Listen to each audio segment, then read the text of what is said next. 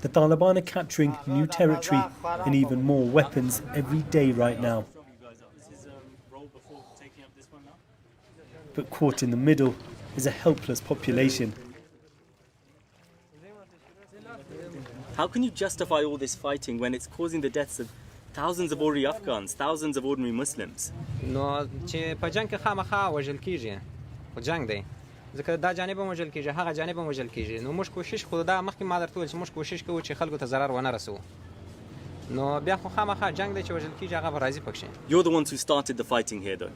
زموږ جوړ نظام خو ما مخکې درته وویل چې افغانستان جوړ نظام و دوی راله. او په افغانستان کې چې اسلامي نظام نه وي چې هر نظام یې موږ نه پرېږدو، موږ په خلاف مقاومت کوو. Shortly after the interview ends, the sound of helicopters. The Taliban are still vulnerable to government airstrikes. This is Balkh, a town with ancient roots, thought to be the birthplace of one of Islam's best-known mystic poets, Rumi. Now, it's under Taliban control. We came through here a little earlier this year. Back then, it was still under government control. Now it's one of around 200 district centres taken by the Taliban.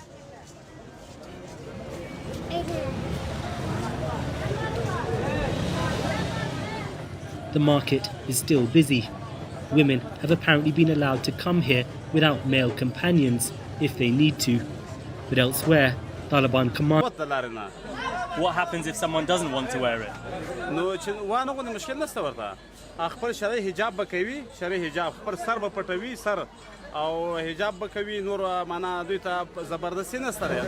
The next day, a young woman was killed close by, allegedly for wearing immodest clothing.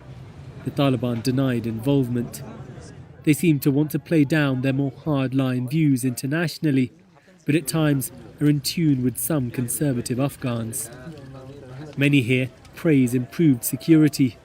Accompanied by Taliban fighters at all times, it's hard to know what residents really think.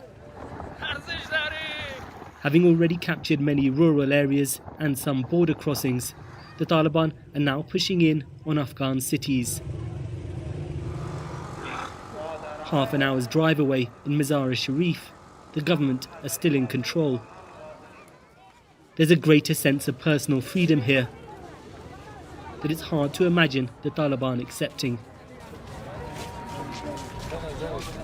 Back in Balkh district, the insurgents are formalising their own rival government, taking over official buildings. Schools are open, though in other areas, girls are reportedly prevented from attending. Street cleaners and some bureaucrats still turn up for work. They're overseen by a Taliban mayor. He used to be in charge of ammunition supplies. Now it's tax. So all the money you're collecting though, that's being used to fund the war, right?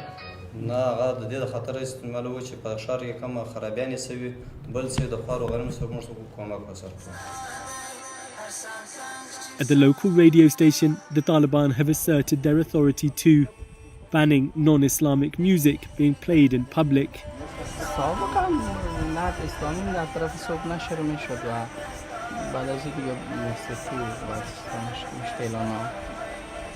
I heard that members of the Taliban here caught one man listening to music, and to punish him, made him walk without any shoes on until he fainted. Even if you didn't order that, that's what some members of the Taliban did to this man.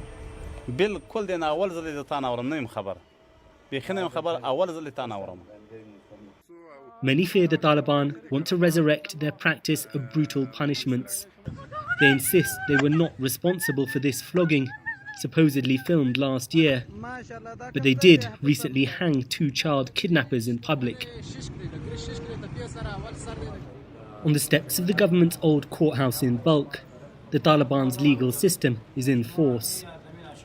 For many, the Taliban's brutal form of justice is what scares them the most about the group. But for others, they at least offer a swifter resolution than the notoriously corrupt government courts.